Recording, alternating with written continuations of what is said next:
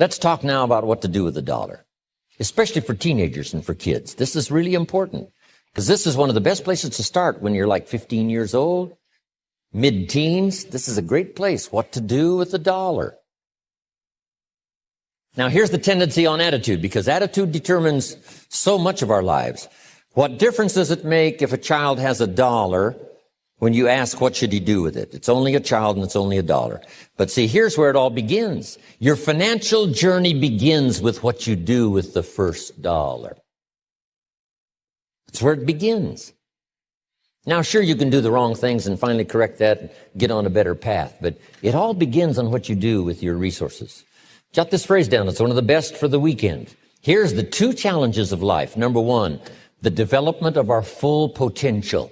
That's challenge number 1. Challenge number 2 is the wise use of all our resources. That sums up life in general. The development of all of our potential and the wise use of all our resources. One of our resources is time, and we talked about that. Now we're going to talk about the wise resource called money. And let me share with you now a little plan.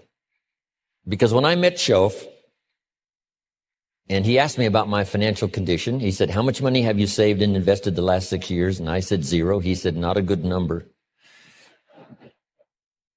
Here's what I told him. If I had more money, I'd have a better plan. Now jot this down, because here's what he said. If you had a better plan, you would have more money. Next key phrase, it's not the amount that counts, it's the plan that counts. So let's start with something now as seemingly as small as $1. What should you do with it? Here's what we teach, teenagers especially. You should never spend more than 70 cents. Never spend more than 70 cents of each dollar you earn, or each dollar that comes your way, by gift or by labor. Now, you've got to have some plan what to do with your dollar. I've developed this little plan simply for suggestion, and then you've got to do the rest to revise it and do whatever you want to with it. But here's what I teach. Never spend more than 70 cents. You got to pick something, some number. This is the best one I could figure out. Now we've got another 10 cents and another 10 cents and another 10 cents, which is the 30 plus the 70, which is the full dollar. So we spend nothing more than 70 cents. Now what do we do with the other 30? Here's some of the most important information. 10 cents is for charity or for church or whatever worthy projects you think you might engage in. Here's one of the best things to teach kids, generosity. Because first we're going to teach abundance, to provide more than you could use for yourself.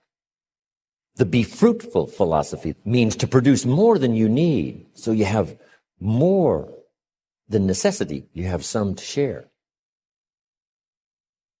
Some churches teach a 10%, a tithe they call it,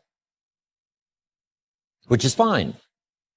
The key is to either administer this 10 cents yourself or to give it to some institution, a church or whatever, and let them spread it around. Let them put it where it's needed.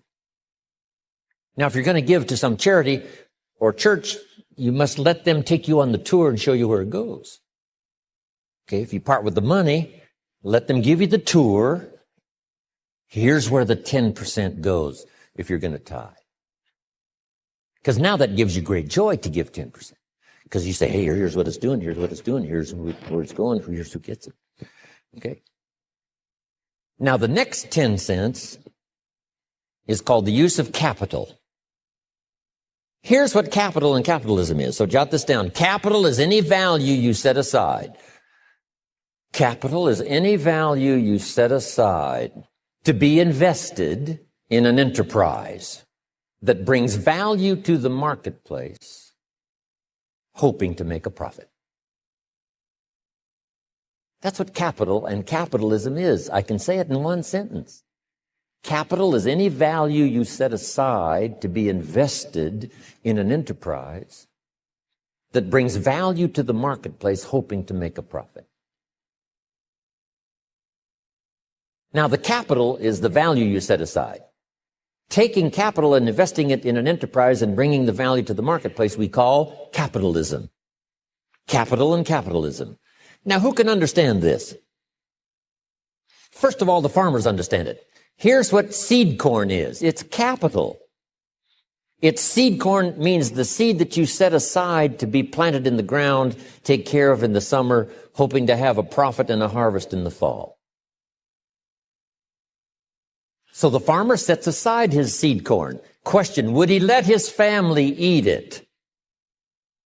No, this seed is not to be eaten. It's to be invested in the ground, to take a risk, cared for in the summer, harvested and multiplied in the fall. That's it. Now, the same is true of some of your money. If you set aside, and I suggest, part of your capital should be set aside for an enterprise to show a profit.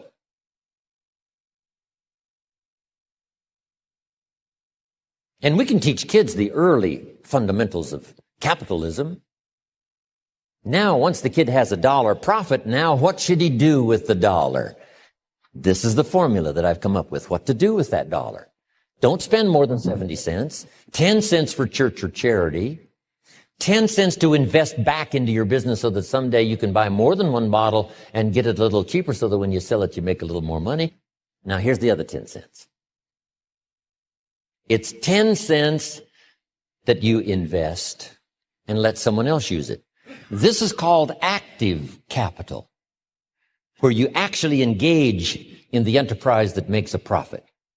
Now, another 10 cents is for passive capital, where you let someone use this 10 cents out of every dollar.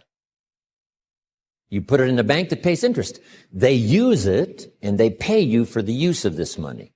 That's called passive capital. So we've got active capital and passive capital.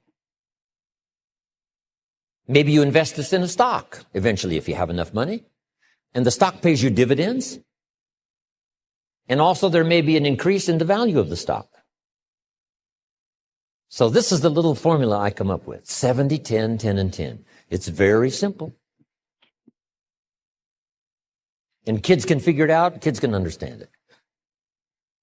Enterprises that kids can be involved in starting early.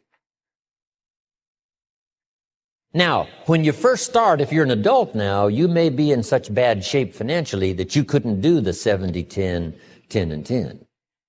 If you're in real bad shape, you may have to do the 97, 1, 1, and 1. Because it may take this to pay your bills if you haven't had a good plan up until now.